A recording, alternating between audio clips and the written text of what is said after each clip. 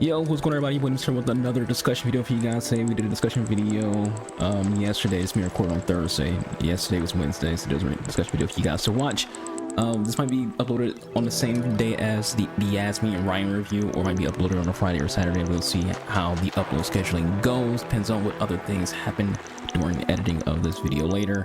But I want to just talk about some mindset stuff. We've done mindset videos in S25. But today's mindset video is more about reactions to content. I'm someone who pays attention to what's going on. I'm not really someone who is big on caring about the opinions of others if it's irrational, but it doesn't mean that I can't speak on those kind of things and try to I feel like the best way to solve any situation is always with education. And I feel like this can be an educational thing. Maybe people will see this video and start to think differently when it comes to these SBCs and things like that. So when it comes down to the content, people's reaction to it, people have a reaction of, if I can't use it, it's trash. And it's very narcissistic, main character syndrome, single-minded way to view things. People who play this game from a standpoint of, every card that releases has to be a card that me as an individual can find value in. And that's not fair. It's also not realistic. It's also not rational. And the reason is, there's millions of people who play this game. Just the fact of the matter, so the numbers are out. I think it's 6 million people bought the game. So you think about all those people. Every single one of those people is going to have a different opinion on the game, and have a different opinion on who they want their teams and things like that. And every single one of those people is going to just like different players. So from a development standpoint, you can't design content just to cater to one person. You design content to cater to a mass audience. And when you have a mass audience, you got to make sure you put out enough content to make everyone who might be part of, let's say you're trying to appeal to a league. So let's say you have MLS.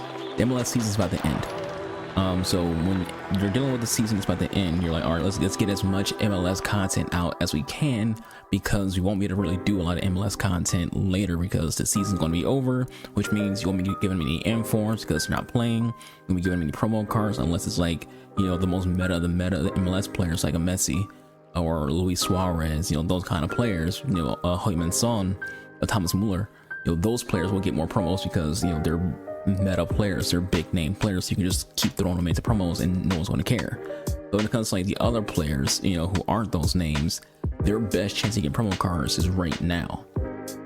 Unfortunately, again, people being single-minded, they see all these MLS players get SBCs and get promos, and they see all these NWSL players as well, because NWSL also is about to end. There's only 3 games left for the regular season.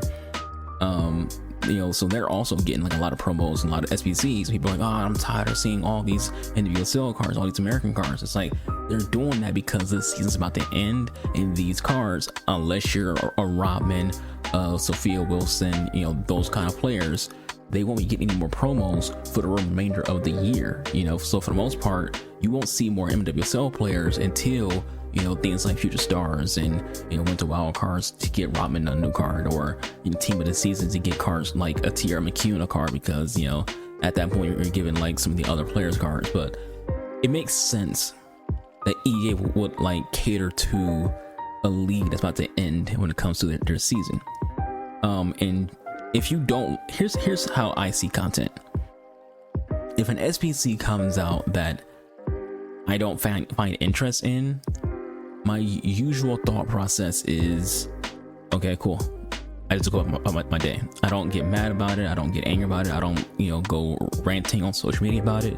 I just see a card come out and I'm just like, all right, well, it's time for me, so I'll just keep doing what I do. That's a rational way to behave and react to an SBC. There's a number of SBCs that are out right now that I just don't have any interest in doing. Even SBCs that's past that people have talked about, like Hachko. I have no issues with Hachko. I have no issues with anything of it related to the card. but I only do SBCs of players who I actually like, people who I'm a fan of IRL. So, you know, I'm not interested in Hachko, right? And that goes for like, you know, Sadi Ben Rama, same thing because like Jack Hendry. You know, those are just players who I'm not interested in. What you won't see me do is complain about those players existing. Because just because I'm not interested doesn't mean someone else is interested. There's someone out there who is likely a fan of Ben Rama. There's like someone out there who's building a Saudi team who wants that card, and that's okay. When it comes to Jack Hendry, there's probably someone out there who's building an all-Scottish team. There's probably someone out there who wants a Scottish player in their squad, or wants Jack Hendry, and maybe they're a fan of Jack Hendry. Or again, like Ben Rama, maybe they're a fan of the Saudi league, and they want they're in need of a center back in the Saudi league. The Hachko, other than just people doing him because he's, you know, meta for the most part, maybe they're a Atletico fan. You know, maybe they're a fan of teams he played for in the past, and he's been a past and present for those teams that he used to play on. There could be any number of reasons why someone's interested in a card, and you shouldn't shut down those cards' existence because you don't want to use it or it doesn't interest you. You know, and for the most part, we usually only see so much like vitriol towards SBCs when it's a women's card. You know, there's times people will say like, you know, it's a log on log off day for like some, you know, players who they never heard of. But usually when there's like pure anger towards SBCs, it is when there's a women's card out. People are throwing a bitch fit about Ryland Turner, and then, you know, he has me right, like they're complaining that they got back-to-back days of 2 American women cards. It's like, again, the season's about to end, so they're giving them content. That's just what EA is doing. You know, there's going to be a drought of American players getting SBCs who don't play in Europe. You know, so you'll still see cards like Corbin, you know, Schrader or Lindsay Heaps, because those people all play in Europe. Things like Alyssa Thompson, they play in Europe. You know, even when it comes to Alyssa getting an SBC, you know, during Cornerstones, that's more so because she's a transfer card, and, you know, EA saw an opportunity to, you know, market not just Chelsea but a transfer. And also she's a popular player IRL, and she's someone who has had 2 cards in the last SC game, being a Future Stars icon card and a Team of the Season Moments card in Season Pass. So EA is living off that kind of buzz.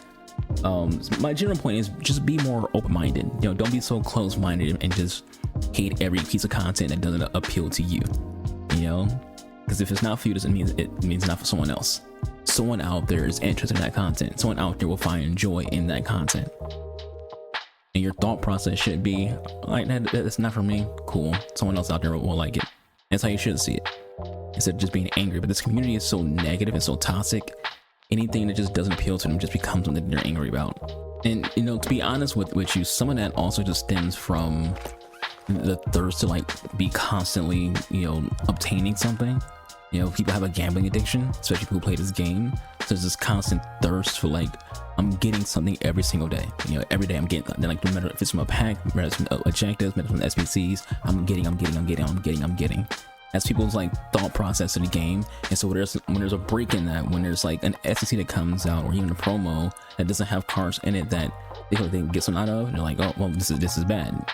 I don't care about this game anymore. This game's trash because I myself as an individual didn't get something.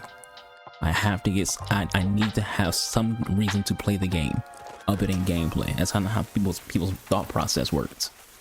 And it's like, well, do you remember the fact that you are indeed playing a video game, right? You are playing a video game. You need to just be, you can't think of this as like a poker hall or, you know, anything of that nature. Just enjoy the freaking game. And it goes into like the whole thought process of like building a fun team instead of just building a team because it's the meta. You know, we've had multiple examples of you don't have to play meta to succeed. Success is, you know, mostly a skill thing. And outside of, and the reason I say mostly with that emphasis is because, you know, there are RNG elements to this game, so you can lose games even though you're the better player through RNG, through just random moments or just, you know, lag or delays and things like that. But for the most part, you know, you can win with whatever team you want. We just saw a dude freaking go 15-0 with an all bronze team, and people go, well, he's, you know, a pro player, or things like that. And it's like, that literally means it's a skill thing. He's good enough at the game fundamentally so he can use a bronze team and win. We saw, what's his name, Matt, he during team of the season, like during the end team of the season, he took a team of 84s and like a couple of 87s into champs and went like 10-5 during a time of the year where everyone's using freaking 96s, 97s. That's showing you that you can win if you're just a good enough player. So you'll say, like, well, why is there a meta then? Meta exists in all games. The idea of a meta in video games is literally just an ease of access to success. What that means is these players or this formation or these tactics will compensate for your lack of skill and just help you win. You know, that's it. That's all it is. It's literally just, this is compensating for what you lack. If you're not good enough to defend, here, play this tactic in this formation so you can win. You know, but if you're a good enough player, you can play whatever formation you want, whatever tactics you want, and not even care. Which is what happens. There's people out there who are playing.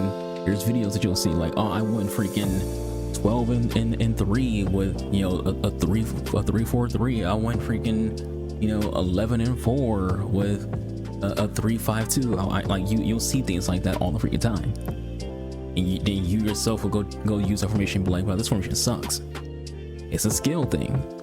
You know, even for like myself, I'm kind of like hard stuck in the division that I'm in, mostly because I just, for whatever reason, having a full collapse the second I get to promotion.